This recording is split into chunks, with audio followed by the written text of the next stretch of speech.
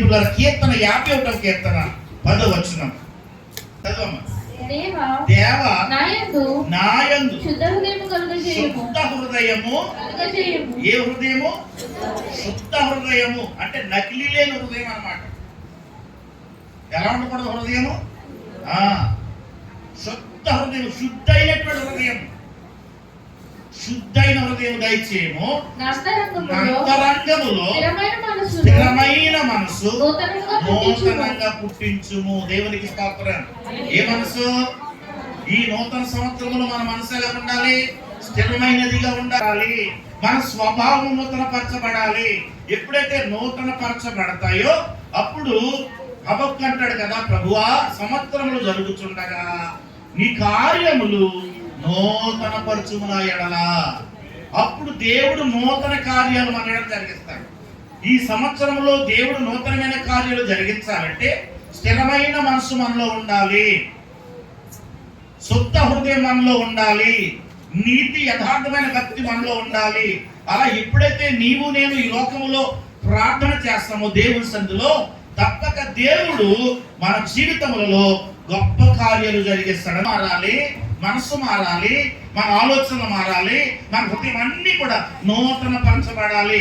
ఎప్పుడైతే నూతన పరచబడతాయో ప్రభు అంటాడు, నేను మీ బ్రతుకులో మీ జీవితంలో నూతనమైన కార్యాలు చేయడం ప్రారంభిస్తాను అన్నాడు. దేవునికి స్తోత్రం కలుగును గాక. ఎలా చేస్తాడు అంటే పరిశుద్ధ గ్రంథంలో చదువుదాం.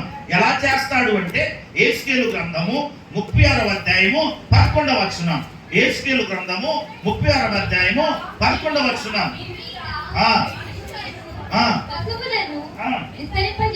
చేసేదను అవి విస్తరించి అభివృద్ధి నందును పునమున్నట్టు మిమ్మును నివాస స్థలముగా చేసి మునుపటి కంటే అధికమైన మేలు. చూడండి పిల్లలు, ఎప్పుడైతే మనం నూతన పరచబడతామో, ఎప్పుడైతే మనం నూతన బుద్ధి తెచ్చుకుంటామో, నూతనమైన మనసు కలిగి ఉంటామో, నూతనమైనటువంటి పిల్లల శుద్ధ హృదయం కలిగి ఉంటామో, ప్రభు అంటున్నాడు మునుపటి కంటే అధికమైన మేలులు చేస్తాను అంటున్నాడు. దేవునికి స్తోత్రం. అంటే మునుపటి కంటే 2024 కంటే, మునుపటి కంటే 2024 కంటే ఈ 2025లో అధికమైన మేలులు మీ ఎడల చేస్తాను అంటున్నాడు.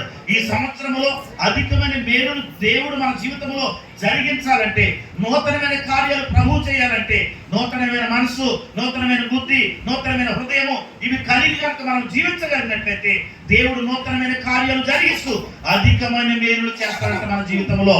దేవునికి స్తోత్రం కలుగును గాక. రెండవది అంటాడు, కీర్తన 4:7 అంటాడు. కీర్తన 4:7 అంటాడు. ప్రియమైన వాళ్ళారా, కీర్తన 4:7 అంటాడు,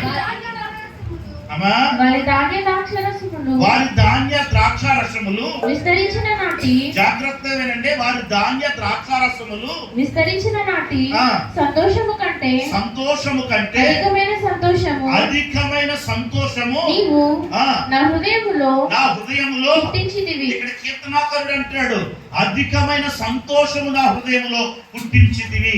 ఎప్పుడైతే మనం నూతన పరచబడతామో ఈ సంవత్సరంలో దేవుడు అంటండి అధికమైన సంతోషం కలగజేస్తాడంట. ఒకరు 2024 సంవత్సరంలో సంతోషాన్ని అనుభవించలేకపోయేమేమో, ఆనందాన్ని అనుభవించలేకపోయేమేమో, కానీ 2025 సంవత్సరం ప్రభు అంటాడు అధికమైన సంతోషాన్ని నేను నీకు ఇస్తానంటున్నాడు, అధికమైన మేలులు మీకు ఇస్తానంటున్నాడు. ఈ సంవత్సరంలో నీవు నేను కూడా అధికమైన మేలులు పొందే వారు ఉండాలి, అధికమైన సంతోషాన్ని అనుభవించేటువంటి వారు ఉండాలి. అంటే నూతనమైన స్వభావము, నూతనమైనటువంటి బుద్ధి, నూతనమైనటువంటి పిల్లల హృదయం, శుద్ధ హృదయము పిల్లల ఈ లోకంలో మనం కలిగి జీవిస్తే తప్పకుండా ప్రతిదీ దేవుడు మన జీవితంలో అధికముగా చేయగలిగిన దేవుడు. అందుకంటాడు, నేను వారికి అధిక బలం ఏం చేస్తాను, దయచేస్తాను. ఈ సంవత్సరంలో పిల్లల అధికమైన బలము దేవుడు మనకి ఇవ్వాలంటే, అధికమైన మేలు దేవుడు మన పట్ల చేయాలంటే, అధికమైన కృపలో దేవుడు మనం ఉంచాలి అంటే పిల్లల దేవుని వాక్యం సెలవిస్తుంది, ఇదిగో నీవు నేను కూడా నూతన పరచబడాలి, మన ఆలోచన నూతన పరచబడాలి, మన యొక్క పిల్లల బుద్ధి నూతన పరచబడాలి, మన హృదయం నూతన పరచబడాలి, మన మనస్సు నూతన పరచబడాలి. టోటల్ గా మనమే నూతన పరచబడాలి. నూతన పరచబడకుండా ఎంతమందికి హ్యాపీ న్యూ ఇయర్ చెప్పిన ఉపయోగం లేదు. అర్థమైంది నా మాట? నువ్వు ఎంతమందికి హ్యాపీ న్యూ ఇయర్ చెప్పినా, నీవు నూతన పరచబడకుండా నువ్వెన్ని హ్యాపీ న్యూ ఇయర్ చెప్పినా హృదయం మొదట మనము నూతన పరచబడాలి, అప్పుడు పిల్లరా నూతన సంవత్సరంలోకి పెట్టిన మన జీవితాలు నూతనంగా దేవుడు దీవిస్తాడు. దేవునికి